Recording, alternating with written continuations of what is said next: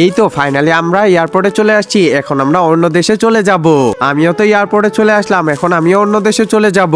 আমাদের হাতে টিকিটও চলে আসছে, তাড়াতাড়ি আমাদেরকে যেতে লাগবে। আমার তো ধৈর্য সইতেছে না, এখানে একটু বসে পড়ি আমি। আরে আমাদের বিরাদারির লোক মনে হচ্ছে। Hello madam. হ্যাঁ, আমি কি কথা বলতে চাইছি নাকি? আরে কেমন করতেছে রাজু, চল তাড়াতাড়ি, আমাদের বাস চলে আসছে, আমাকেও তো যেতে লাগবে। এই তো এটা দিয়ে আমরা এখন প্লেনের কাছাকাছি চলে আসব। এই তো প্লেনের কাছে চলে আসলাম, এখন টিকিট দেখিয়ে তাড়াতাড়ি ভিতরে চলে যেতে লাগবে। এই তো ভিতরে সিটে বসে পড়লাম আমি, তাড়াতাড়ি করে ওইটা জিনিস বের করে ফেলি। এই তো তুলাটা বের করে ফেললাম। আরে এই মহিলাটা আবার কি করতেছে? তাড়াতাড়ি তুলাগুলো বের করে এখন জায়গা মতো দিয়ে দিতে লাগবে। আর এই মহিলাটা আবার কি করতেছে? কানে না, নাকে দিয়ে দিব। একজন মা কতটা আপন হয়ে থাকে, যার মানেই তাকে জিজ্ঞাসা করে দেখো। তো দেখা যাক বন্ধুরা, এই মায়ের জন্য কে ভিডিওটিতে লাইক এন্ড সাবস্ক্রাইব করে।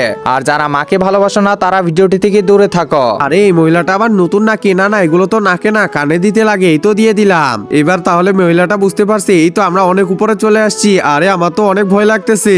আরে এই মহিলাটা এমন করতেছে কেন? প্রথম মনে হয় প্লেনে চড়ছি। বন্ধুরা তোমরা কে কে প্লেনে চড়ছো কমেন্ট করো।